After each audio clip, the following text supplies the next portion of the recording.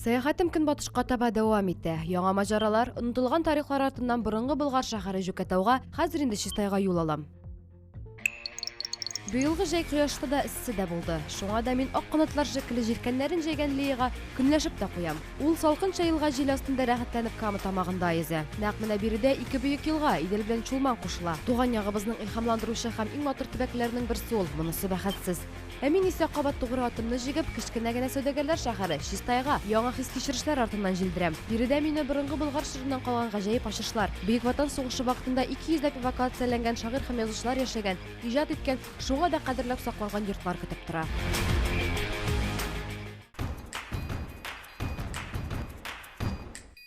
Жүкәтау атамасын Юкәтау буларак аңларга кирәк. Аңа 10нчы гасырда Идел буе Болгарның төньяк көнчыгыш шикләрендә стратегик форпост сыйфатында нигез салынган. Шәһәрнең төп бурычы Чулман елгасы су артериясын контрольдә тоту. Билгеле ки, аның бу кадәр отышлы урнашуы сәнәгать, икътисад һәм мәдәният үсешенә китергән. 12нчы гасыр башына Жүкәтау Идел буе Болгарның иң зур сәүдә шәһәрләренең берсенә әверелә. 1236 елдагы монголлар тарафыннан яулап алыну барышында шәһәр яраланмый. Алтын Урданың төньяк шикләрендәге әһәмиятле сәүдәгәрләр шәһәре буларак яши бирә. Шәһәрнең уңайлы урнашуы, сәүдәгәрлек алга китүе, отышлы су юлы аркасында төбәкнең абруе еракларга тарала. Бу исә кораллы һөҗүмнәр һәм талауларга китерә. 1360 елгы дип билгеләнгән рус елъязмаларында Новгород ушкунникларының бер һөҗүмнәре тасвирлана. Жукотин елъязмаларда шәһәр нәкъ менә шулай дип телгә алына, талана һәм бик күп кешеләр үтерелә. Җирле халык Урда ханына зарланып шикаят яза. Ул исә үз чиратында үч алу өчен бөек князь Владимирдан баш кисәрләрен тотып бирүләрен таләп итә. Рус князьләре баш тартмый һәм ушкунникларны Ордага тапшыра. Шәһәрдә хуҗалык тормышы нигезендә кара металлургия һәм балыкчылык тора. Балык тоту ыргыклары бүгенге кебек үк, ләкин күпкә зуррак булган. Ерак урта гасырлардагы Чулманның 90% балыгы Мәрсиннән гыйбарәт патша балыгы дип тә йөрткәннәр. Жүкәтау Алтын Урда составында монголлар чорында иң зур үсешен, чәчәк ату чорын кичерә. Батый Чыңгыз ханның оныгы 1236 елда шәһәрне яулап ала, ләкин дәүләтнең башкалалары Биләр һәм Болгарны сыман бергәлеккә төшерми. Һәм шәһәр дөнья күләм масштабта танылу ала. 14нчы гасырда сәяхәтче, сәүдәгәрләр, абыйлы энеле пиццаганилар төзегән борынгы карталарда да ул искә алына. Жүкәтау шәһәр цивилизациясе алга киткән төбәк була. Мунчаларга керамик су үткәргечләр аша су бирелә. Мунчага мул тормышлы болгарлар үзләре белән ферракон сөртәләр. Шушы сосудка хушисты майлар салып алып баралар. Сосуд для транспортировки благовоний или ароматических масел. Болгарлыларның зәркәнчелек эшендә бик алга киткән була. Нәкъ менә болгар осталары данлыклы татар зәркән сәнгатенә нигез салучыларның берсе булып торалар. Болгар һәм Жүкәтау сәүдәгәрләренең даны дәүләт эшендә генә түгел, ерак-еракларга тарала. Алар якын һәм ерак күршеләре Киев Русе, Һиндстан һәм хәтта Кытай белән дә сәүдә иткәннәр. Хәзер шәһәрчек урында казулар алып барылмый, һәйкәлнең мәйданында елдан-ел кими. Бу бөек яр буеның табигый җимерелүе белән дә, кеше эшчәнлеге белән дә бәйле. Совет чорында ук борынгы шәһәрчекнең бер өлешендә элеватор төзелә. Шунысы кызык, ишелүче яр кызыклы, гаҗәеп табылдыкларны үзе ачып бирә тора. Бу киңлекләрдә боз чорында яшәгән хайваннар сөякләре турында сүз бара. Аерым алганда җирле халык әлдән-әле мамонт, борынгы бизон, мәгарә аюларның сөякләрен табып музейга китерә тора. Сүз уңайнан Чистай туган ягын өйрәнү музеенда тулысынча диярлек батылмый сакланган йонлы мөгез борынның баш сөяге дә бар. Аңлавыгызча, фауна бай булган җирдә кеше эшчәнлеге дә зур була. Әлбәттә, Чистай районы территориясендә дә борынгы кешеләрнең әллә никадәр туктап тору урыннары табылган. Аларның бирегә килеп урнашу вакытын төгәл әйтеп бирү дә авыр хәтта. Ә без музей белән сабулашабыз һәм Чистайның инде замана шәһәренең матур урамнары белән хозурланырга китәбез.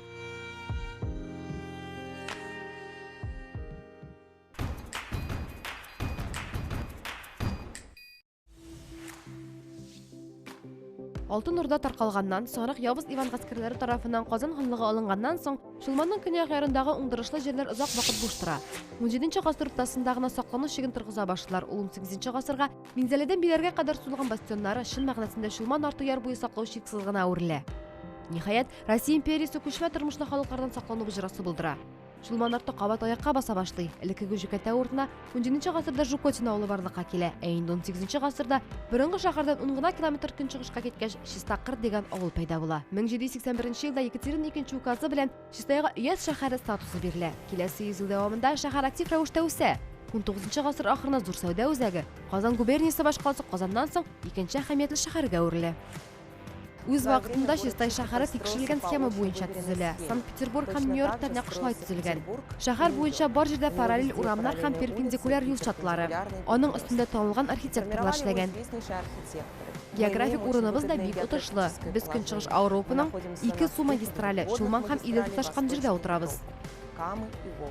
Шуңа да Чистай шәһәре һәрвакыт икмәк белән сәүдә итү үзәге булып торган. Безнең Чистай сәүдәгәрләре икмәк белән Англиядә, Голландиядә, Германиядә сәүдә иткәннәр. Ул чорлар өчен бик зур күләмдә сатып, зур акчалар эшләгәннәр. Хәзерге Чистай җәүһәрләренең берсе булып, һичшиксез Никольский соборы тора. Ул 1838 елда төзелгән. Шәһәр өстеннән канатларын җәйгән зур бер аккош сыман күкләрдә оча ул. Гөмбәзләре генә кояшта ялтырап кала. Бик кыска вакыт эчендә, нибары 3 ел дигәндә, рус осталары таш, металл һәм агач ярдәмендә архитекторларның уй-фикерләрен җиткерә алган. Собор 1838 елда абыйлы әнәле Егор һәм Дмитрий Поляковлар Чистай сәүдәгәрләре акчасына төзелә. Гыйбадәтханәбез нәзакәтле, бөек булуына карамастан, әйтергә кирәк, ул кан куюларында яшереп тора. Җәфа чигүчеләр таҗы да бар. Аның базларында кешеләрне атып үтергәннәр. Аннары биредә төрле дәүләт оешмалары эшләгән, келәтләр дә булган. 20 гасырның 90 елларында гына кемнәр өчен төзелгән, шулар кулына күчкән. Бик кыска вакыт эчендә собор торгызыла. Хәзер биредә 9 кыңгырау шыңлый. Кыңгырауларның уникальлыгы шунда. Алар Мәскәүдәге Христос коткаручы гыйбадәтханәсе кыңгырауларын куйган осталар тарафыннан эшләнә. Формалары да үзенчәлекле. Өч дәүләт, Россия, Украина һәм Белоруссия кисешкән урынны хәтерләтә.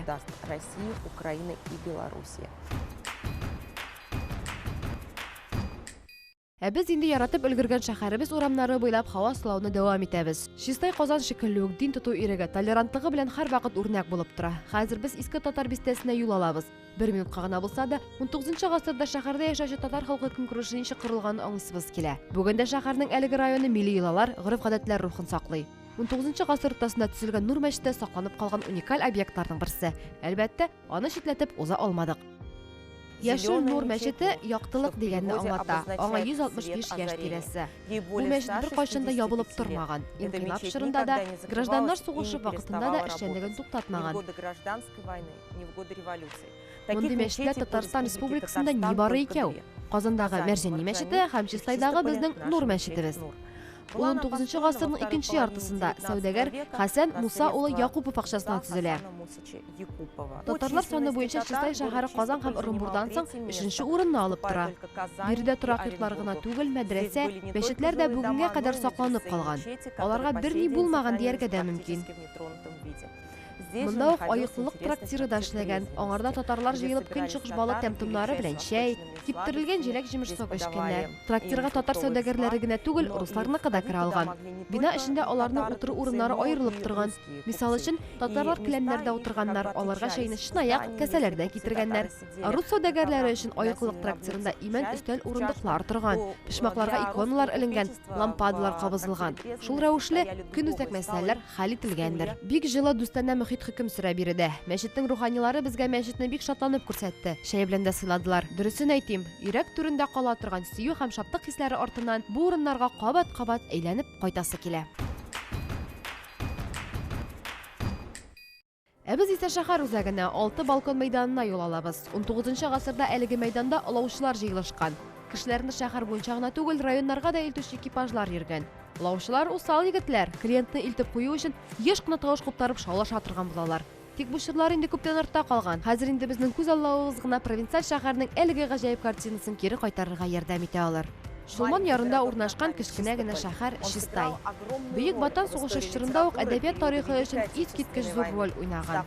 Ул барлык совет әдәбияты өчен хәрби урнашу урыны булып торган. Бирегә Мәскәү һәм Санкт-Петербургтан кеше күңелләре инженерлары төркеме. Алар үзләрен шулай атый, язучы, рәссам, театраллар, сәнгать белгечләре, 200дән артык язучы һәм аларның гаилә әгъзалары килә. Биредә тынычлык таба. Әйтергә кирәк, совет әдәбиятының алтын фондына кергән гаҗәеп әсәрләрнең күп өлеше нәкъ менә биредә 41-43 елларда язылган. Танылган шагыйрәләр Анна Ахмәтова, Марина Цветаева, Зинаида Александрова, Мария Петрова, шагыйрьләр Лев Ашанин, Исаковский, Сильвинский, Боков, Пустовский һәм башкалар. Алар бик күп. Биредә гаиләләре белән яшәгәннәр. Танылган җырчы шагыйрь Михаил Исаковский Чистайда шакта в лесу при фронтовом, ой туманы мои растуманы җырларын яза. Яу кырына озатучы кыз турында барыбызга да билгеле огонёкны иҗат итә. Эвакуацияланган язучылар килүе белән Чистай шәһәре айрым бер төсмер ала. Кыйммәтле пәлтәләр, велюр эшләпәләр кигән Мәскәү хатын-кызлары Россия балчыгы тулып пычрак тыкрыклары буйлап йөри. Чистай урамнары Мәскәүдәге мода йортына охшап кала. Тора-бара бу күренеш чистайлар өчен үзенә күрә бер үзенчәлеккә үрелә. Әмма бу аерымалыкларга карамастан, мәскәүлеләр һәм чистайлар арасында шул дәрәҗәдә дустана, җылы мөнәсәбәтләр урнаша ки, алар хәтта үзләрен мәскәүле чистайлылар дип атап йөртә башлый.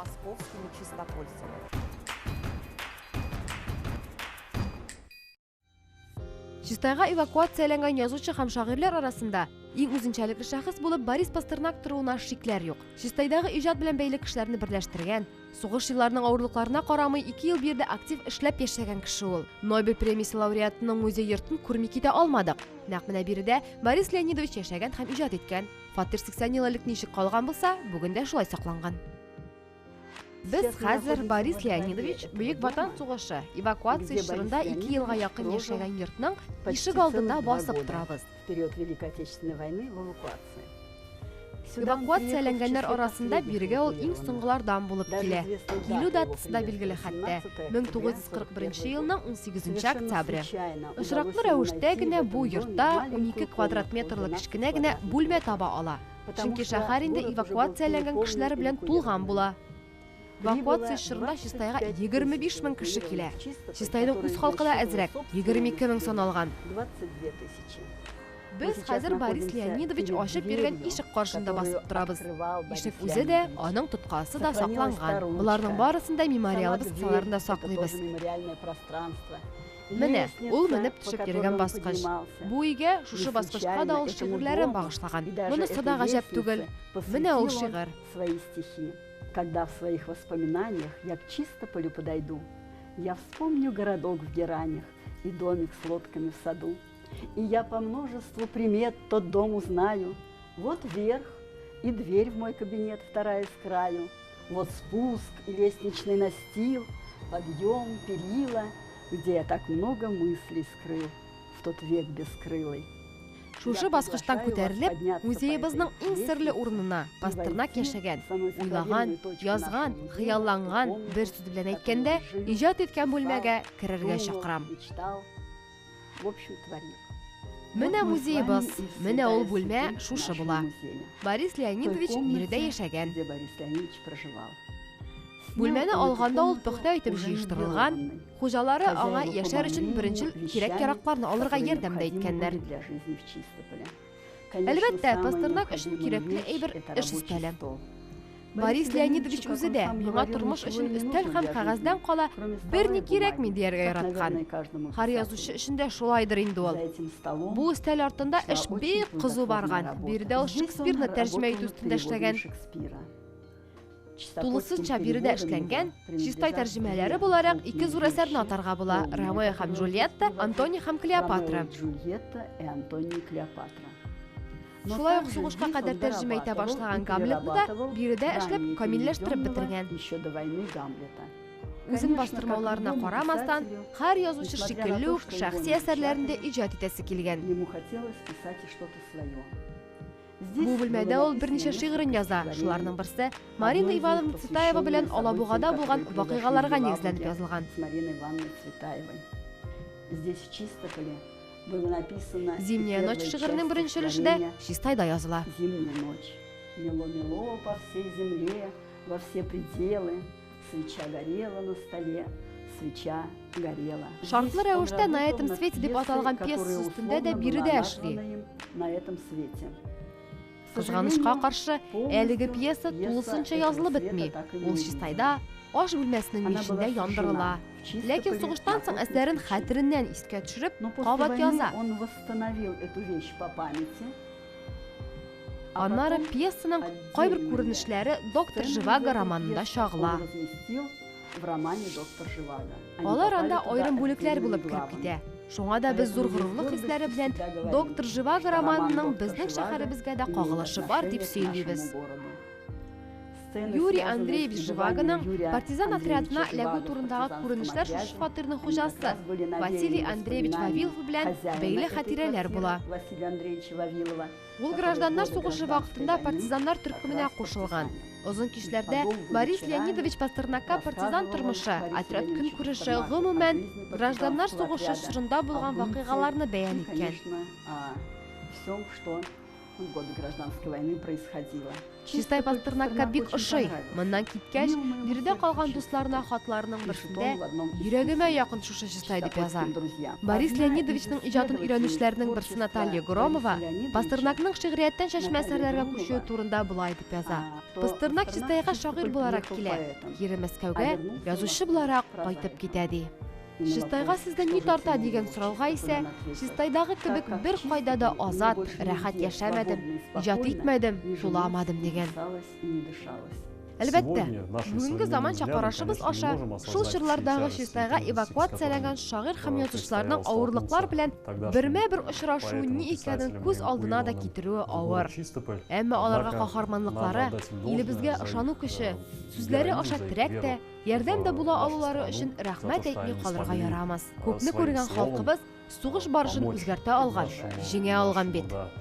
Многострадальному великому народу.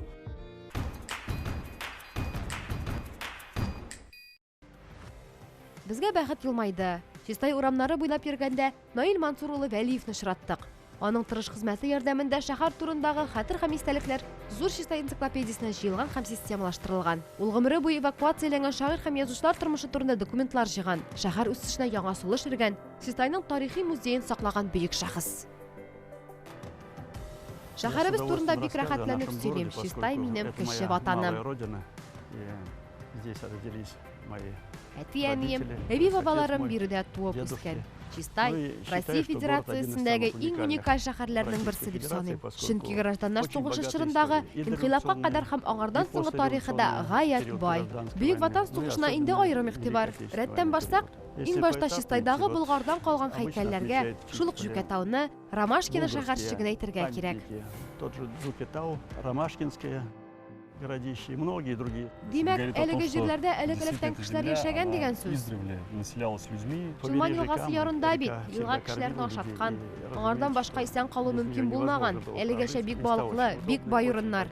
Булар әлбәттә кешеләрне үзенә җәлеп иткән. Конечно, привлекало людей. 19 гасыр уртасыннан шәһәр Казан губерниясенең иң әһәмиятле төбәгенә әверелә. Барлык күрсәткечләр буенча да Казаннан гына аста тора. Шәһәр елга артериясендә урнашкан. Сәүдәгәрләре икмәк белән сату иткән. Чистай сәүдәгәрләре белән дә данлыклы. Челышев, Чукашов, Миланчевлар, Шашиннар, Алабугадан килгән Стахеевлар да биредә сәүдә белән шөгыльләнгәннәр. Стахеева приездом из Елабуги, но торговлю вели здесь, его доверенный был. Шәһәрне чын мәгънәсендә бай дияргә була. 20нче гасырның уртасыннан Чистайны иң мул тормышлы шәһәр дип атарга да була. Әлбәттә, Бөек Ватан сугышы күп нәрсәләрне үзгәртә. Эвакуация башлана, биредә Мәскәү заводлары эшли, 2нче номерлы сәгать заводы, судоремонт заводы, автомобильләр өчен махсус җиһазлар заводы. Эвакуацияләнгәннәр дә бирегә килгәч, бик тиз арада хәрби җитештерүне җайга салалар. Билгеле, барысы да сугыш өчен эшли. Чистай шәһәрнең сугыш чорындагы ачык бер бите булып, төбәгебезгә 200-дән артык язучылар, СССРның язучылар берлеге әгъзалары, 500-дән артык язучы балалары килүе тора. Более 500 детей писателей. Тимур Гайдар, Табиб Рашаль биредә беренче сыйныфка барган. Алексей Баталов, Марина Цветаеваның улы, аннары Нобель премиясе лауреаты булачак Борис Пастернак. Нәкъ менә ул биредә язучылык дәртен саклап кала. Әгәр дә без СССР язучылар берлегенең өстәгеләре бирешәбез, Ташкентка китәбез икән, әлбәттә, бөтен язучылар да китеп бетәчәк ди. Әдәбият фондының интернаты биредә. Биредә 500 балабыз. Болай эшләргә ярамый ди. Чистайда якты киләчәккә өмет белән караучы язучылар берләшмәсе барлыкка килә. Пастернак в это свято верил. Объединение писателей вокруг идеи того, что сейчас Сугыштан соң без дә үзгәрергә, азатлык өчен көрәшергә, ирекле булырга тиешбез дигән идея белән яналар. Пастернак моңа үзе дә чын күңеленнән ышана. Сүзебезне, уйлаган уйларыбызны курыкмыйча, шикләнмичә халыкка җиткерергә тиешбез. Без җиңүче халык, интрига, гайбәт, көнләшү, хыянат белән тулган Мәскәү язучылар дөньясы ниһаять үзгәрергә тиеш. Менә без шуңа нигез салырбыз ди.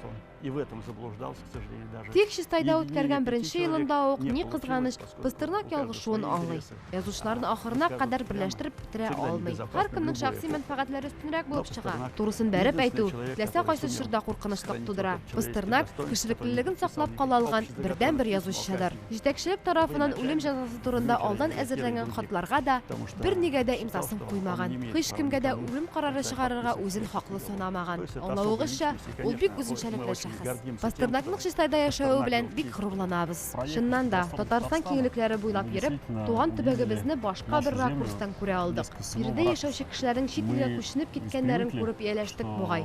Аларга Ауропа наши ошый, люди, которые Төркиягә живут здесь, барасылары, они как Мизер там пирамидаларын күздисләре разрекламированно килә. уезжают за границу. Им нравится в Европе, им хочется в Турцию, египетские пирамиды смотреть.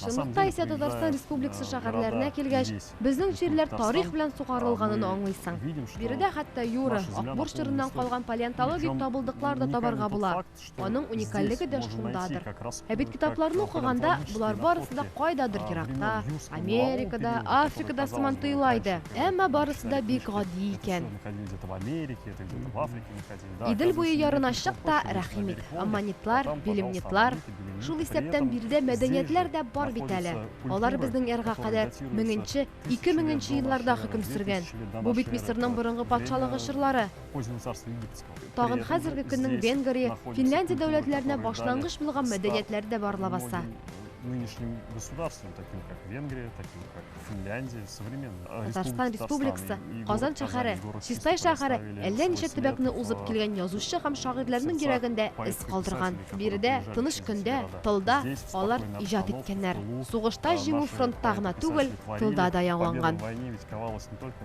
на фронте, она ковалась и в тылу.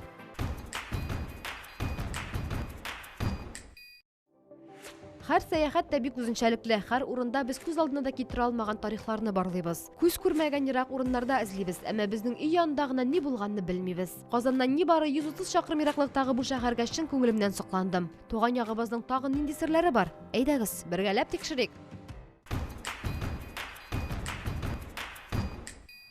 Киләсе тапшыруда Лия Татарстанның иң балыклы төбәгенә, Тәтеш шәһәренә юл ала. Анда кайчандыр 980 килограммлык кырпы балыгы тотканнар. Ә минем юлым Идел буе Болгарының урта гасырлардагы шәһәре Биләргә дәвам итә. 10нчы гасырда аның территориясе Париж, Лондон һәм Киевның уртак мәйданыннан да зуррак булган дип сөйлиләр. Әйдәгез, әлеге бөек шәһәрнең масштабларын бергә бәялик. Инде бүген нинди серләр яшерүен белик. Күрешкәнгә кадәр. Здравствуйте. Здравствуйте, Меня Григорий. зовут Григорий, да. Дорогие друзья, перед нами заведующая уездного музея города Чистополь Ирина. Нет, Валерьевна. у нас не так А называется как там музей. уездный? Музей истории города мы сейчас называемся.